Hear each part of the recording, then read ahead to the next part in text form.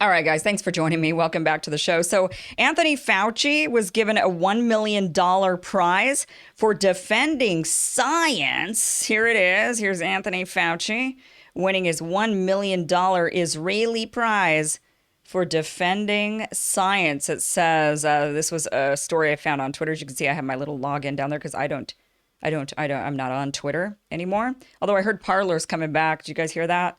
I guess they got themselves up and running. So it says right here that Dr. Anthony Fauci won the $1 million Israeli-based Dan David Prize for courageously defending science in the face of uninformed opposition during the challenging COVID crisis, they said. So they said, congratulations to Dr. Anthony Fauci, global leader in research and control of infectious diseases and director of the National Institute of Allergy and Infectious Diseases and Public Health Hero, for being awarded the 2021 Dan David Prize in Public Health. Here's Fauci here saying, you need to get vaccinated when it becomes available as quickly and as expeditiously as possible throughout the country. Dr. Fauci says, highlighting that viruses cannot mutate if they don't replicate. Yeah, we're going to go over that. All right. So Fauci gets $1 million. So I guess he can retire, maybe, maybe he'll retire now. I don't know. But he gets $1 million for defending science. Now, this is the same guy that originally came out saying, don't wear masks. They don't help. Oh, wait, no, wear masks. Close down the schools. We have to close them down. Now, oh, no, open them up. Go ahead and have a hookup on Tinder. But, oh, no, you need to lose your job because you know what? Losing your job is better than dying. New York did a great job. They are the shining example. And yet now we see exactly how great of an example New York was, in fact. So this is that guy who supposedly defended science, who gave us mixed messages throughout the entire pandemic, was never consistent on anything, has now pushed vaccines rather than focusing on treatment options. Vaccines don't do any good for those who've already gotten the virus. The people that are being diagnosed right now that don't have the vaccine in their arms and they're 65 years old and they've just been diagnosed with COVID, they're freaking out. Because our country, instead of focusing on actually helping people who get sick, said, oh, no. We're going to go and get a vaccine and roll it out and, cross our fingers. And sorry about your luck if you got COVID before you got the vaccine. That's this guy. Meanwhile, we had many scientists, many doctors who were silenced, who were speaking out, talk about being heroic and defending science in the face of opposition. They give the $1 million to Fauci when there were actually scientists who were silenced, deplatformed. There were swaths of scientists that came out saying, we don't think that these lockdowns are going to work, which, by the way, a year later, can you really say with a straight face they did? Because it doesn't look like they did at all. It's a year now. And when everybody was saying a year ago, oh, you know what, just do it. 2 weeks, follow science, do all of that. Suddenly, here we are a year later and nothing's actually been better. In fact, things have just gotten worse. And so this is the guy they're going to give $1 million to, rather than to the scientists who actually risked their reputations, their jobs, their social circles on actually speaking out, saying, we don't know if lockdowns work. We think that there are treatment drugs that are already out there that are helpful, or just simply taking vitamins. And they don't give those guys $1 million. They instead give it to Anthony Fauci, the guy who wasn't consistent on anything during the pandemic. So congratulations, Anthony Fauci. Take your $1 million, please, and retire. Retire. And let's move on with somebody else who's actually more consistent, and I believe following the science, maybe even potentially even better. So everybody's wondering about these vaccine passports. Are they going to be a real thing? Are we going to be required to show our papers in order to travel or go anywhere? Well, it looks like, yes, this is becoming more and more of a reality. And let's talk about the reality around these vaccine passports. Here's a story from the New York Times. It says, coming soon, the vaccine passport. In the near future, travel may require digital documentation showing that passengers have been vaccinated or tested for the coronavirus. Answers to your question. I don't think your passport's going to look like this. I don't think it's going to be like a real little passport, but who knows what they're going to make it look like. It says, among governments and those in the travel industry, a new term has entered the vocabulary: vaccine passport. One of President Biden's executive orders aimed at curbing the pandemic asks government agencies to assess the feasibility of linking coronavirus vaccine certificates with other vaccination documents and producing digital versions of them. So Joe Biden wants to give you a certificate, a digital certificate for when you go and get vaccinated. That would be your vaccine passport. Denmark's government said on Wednesday that in the next 3 to 4 months, it will roll out a digital passport that will allow citizens to show they have been vaccinated. And it isn't just governments that are suggesting vaccine passports. In a few weeks, Etihad Airways and Emirates will start using a digital travel pass developed by the International Air Transport Association to help passengers manage their travel plans and provide airlines and governments documentation that they have been vaccinated or tested for COVID-19.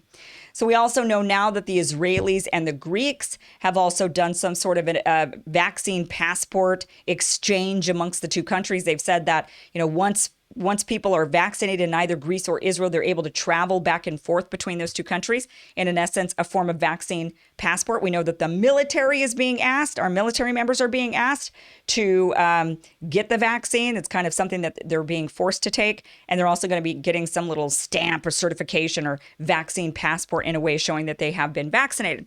So let's talk about what the purpose of this is, because this actually, if we're following the science, is pointless. So what we know about the vaccines is that we don't know a lot, right? But what they do seem to know is they've said over and over, and we hear this on the news all the time, that once you get the vaccine, you still need to wear a mask. In fact, you might need to wear two. Why is that? They said because the vaccine helps you, it helps you not get too sick once you've gotten the virus. So it doesn't help you not get the virus. And it doesn't help you not spread the virus. You could still catch it. You could still spread it to others. But what it is potentially good at is helping you not get so sick when you get the virus. Now, that is actually a good thing. If that's true, that's a good thing. And me personally, I feel like anybody over the age of 60 should seriously consider getting this thing, if that's the case. If it really is that the chances are if you take the vaccine, you're not going to get nearly as sick with COVID, I think that's actually a win. I don't think it's a real vaccine. I don't know if I'd call it that. I'd call it a treatment, like a preemptive treatment, sort of like taking vitamin D, right? If you take a lot of vitamin D, now the studies are coming out saying if you take vitamin D, you might not get too sick with COVID, if at all. So it seems to me that the vaccine and vitamin D are something that are very similar in that if you get these medicines or these vitamins, then when you get the virus, you won't get too sick.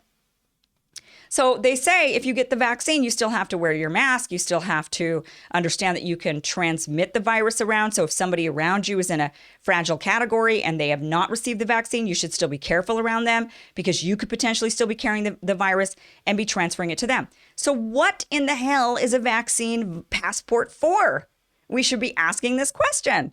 So the idea of a vaccine passport on its surface is if I'm given a passport because I've received the vaccine, then it's saying to the country I'm wanting to go to that I am safe to enter their country because I'm virus free, right? I mean, that's what that would mean. I would be virus free because I've been vaccinated, and therefore I'm safe to enter their country because they can rest assured knowing that I've had the vaccine, meaning I'm not bringing the virus with me to their country, right? That would be the purpose of a vaccine passport. But wait a minute, that's not what they've told us this vaccine does. In fact, they've told us exactly the opposite of that. They've told us that this vaccine does not stop the spread of the virus. It only stops the severity of the virus. So wait a minute. So if I carry around this vaccine passport and I want to go to some foreign country, how do they know I'm not carrying the virus with me as I'm handing them my passport? Of course, it means I still could be. I could still carry the virus into their country, and a new variant at that. So what exactly is this for? And we should be asking these questions. We should be asking, what is this for? Why are we being asked to have this vaccine passport when they've made it very clear to us that after getting the vaccine, we could still transmit it and that it's only protecting us from getting a severe form of the illness? So what the hell is the vaccine passport for? So it makes absolutely no sense in order to be forced into this. Same thing with employment, movie theaters, concerts. When they say, well, we're only going to let people in who've had the vaccine. Well, what good does that do? That doesn't do anybody any good. For one, there's going to be a lot of people who cannot get the vaccine. So it's already going to be discriminative as on the surface. It's going to discriminate against a lot of people who are unable to get the vaccine for a variety of reasons. Maybe they have allergies or they're whatever the reason might be. There's certainly going to be people who can't get it. And now suddenly those people are going to be excluded from traveling or activities or even going to work because they're unable to get the vaccine. And again, what would it even matter? So if everybody shows up to your movie theater and they've had the vaccine, what does that mean? They could all still be swirling the virus around one another. And if one person on your staff or in the audience has not had the vaccine, then I guess they get the virus and potentially get sick. Or maybe they don't if they're young. And that's the other thing. If the vaccine is only meant to help you stop the severity of the illness, if you're young, the chances of you having a severe illness are extremely minimal. If you're under the age of 20, it's next to nil. So we know that people in the 20 to 40 age range have a variety of symptoms, but rarely do they get too sick to go to the ICU or experience death. And we know that, of course, the chances of severity of illness goes up as you get older. And certainly over the age of 55, 60 years old, it gets pretty risky. So why would they want to give everybody this vaccine? And this is why people become suspicious, right? This is exactly why people become suspicious. People become suspicious because we're told one thing obviously over and over in the media, and then suddenly they're telling us something else that seems like it doesn't correlate. So they say to us, the vaccine, you can still transmit it. You still need to wear a mask. You still need to socially distance. You need to be careful because you could still get somebody else sick who hasn't had the opportunity to get the vaccine yet. And then they say to us, oh, but once you get the vaccine, supposedly you're safe to travel or participate in sports or go to school or do all these or go to work or wherever. And so you're going to get this documentation. I mean, none of that actually makes logical sense for anybody who's actually thinking, even on a minor scale. You don't even have to think deeply in order to figure this out. Minor thoughts will get you to this conclusion that says, wait a minute, what is this for exactly? I don't understand. So you just want to make sure that I'm safe. So if I get the vaccine, then, and I show you my passport, now you know I might not get that sick. So that's actually none of your business, right? It's none of your business how sick I might get or not get from the virus. That's up to me and my family, I would think. But instead, they're telling us that we're going to have to get these vaccine passports. And it doesn't actually make sense because it doesn't actually line up with everything else they've been telling us about these vaccines. And they don't even know if the vaccines truly work on the variants. We now are discovering more and more variants over and over, tons of them all over the place, all the time. And now we don't even know, for one, they don't know how long the vaccine lasts. How long, so the vaccine gives you protection. It doesn't protect anybody else from you. It just gives you protection. They don't know how long you have protection for. They don't know. They don't know if it lasts 6 months or if it lasts a year or if it lasts, let's hope, 3 years, 4 years, 5 years, forever. They don't actually know yet. So it's still very risky because what we're seeing now is a natural curve down of the virus that was happening no matter what, really regardless of whether or not people are being vaccinated. We know that the numbers were starting to go down anyway. We'd already hit our peak. So the numbers are going down. And of course, they're now saying, well, it's because everybody's getting vaccinated. That's not necessarily true. We don't really know. And we won't really know until the fall and when the virus, of course, rears its ugly head again because the season. And when it does, we don't know what they're going to say to us come September. We don't know if they're going to say, oh, crap, it's a new variant. The vaccine doesn't really work that well on the variant. You're going to need to get a different vaccine now. Or they might say, well, the vaccine does work on that variant, but it wore off because it only lasted for 6 months. So now you're going to have to get this vaccine every 6 months. We don't actually know yet. We don't know what is going to happen and what is coming in the future. And so for them to try to push on us already a vaccine passport makes absolutely no sense, especially when they know that the vaccine doesn't help you. It doesn't stop the spread anyway. It just limits the severity of the illness. That is what they're finding out. And they keep reporting on, oh, somebody who had 2 vaccines is now they've come down with the virus. And it's like, well, that shouldn't be a shock. They've been telling us that from the beginning, that is what would happen. So This is all pretty scary. I think that they would require this type of documentation from us because ultimately what that does is it's trying to get I'll tell you what the purpose of the vaccine passport really is. Because it's not really what I just explained, what it's about. It's not about, oh, well, we just want to make sure you're safe for others. We know that that's not the case. It's just their way of making all of us get the vaccine. And then again, it's a question where I say, it's none of your business. I am 40 years old. The chance of me getting too sick from the virus are next to very low at my age. And so it's really none of anybody's business when I get sick and from what. I get sick once a year, twice a year. And nobody calls me to find out exactly what it is I have, right? I just say, I'm sick, I'm not feeling well, I'm down and out for the week. Nobody asks, well, what exactly is it so we know? Nobody cares. So it's really none of anybody's business whether or not I choose to allow myself to get sick or not. If I want to take preventative measures, like take vitamin D, or if I want to exercise and eat right and get some sunshine, nobody seems to care whether or not we're actually doing those things in our lives. If we're just stuffing our face with fast food and never going outside and never having anything nutritious and not getting any vitamins, no one's asking us those questions, right? So it's really none of anybody's business whether or not I choose to get the vaccine or not. It shouldn't be anyway, because really it's only about me deciding whether or not I want to protect myself, right? So what business of yours is that? So the real reason why they want to roll these out is to force us all into getting a vaccine. And that's ultimately the reason there. There's a lot of money in it. The government invested a lot of money in it. A lot of these pharmaceutical companies have a lot of money to be made in it, even though there's plenty of free treatments or low-cost treatments or preventative measures like vitamin D that's coming out now, that more and more reports saying that is what you need to do is take vitamin D every day. So really, this is just a way to get us all to take the vaccine. They know that there's a lot of vaccine skepticism out there, which of course there would be because it's not fully FDA approved, right? This is approved as an experimental medicine. It is still experimental. They don't know everything about it, and they're not being fully honest about that to the public. They're making it sound like they know exactly what this will do and for how long and to who, and they don't. And we're learning as we go because this is one giant experiment. And so they want to force this experimental medicine on us, and that is a fact. This is an experimental medicine. That is not something to dispute. That is a fact. The FDA will tell you that. They just believe that this medicine is worth the risk, and it very well might be for some of you. For some of you, it might absolutely be worth the risk.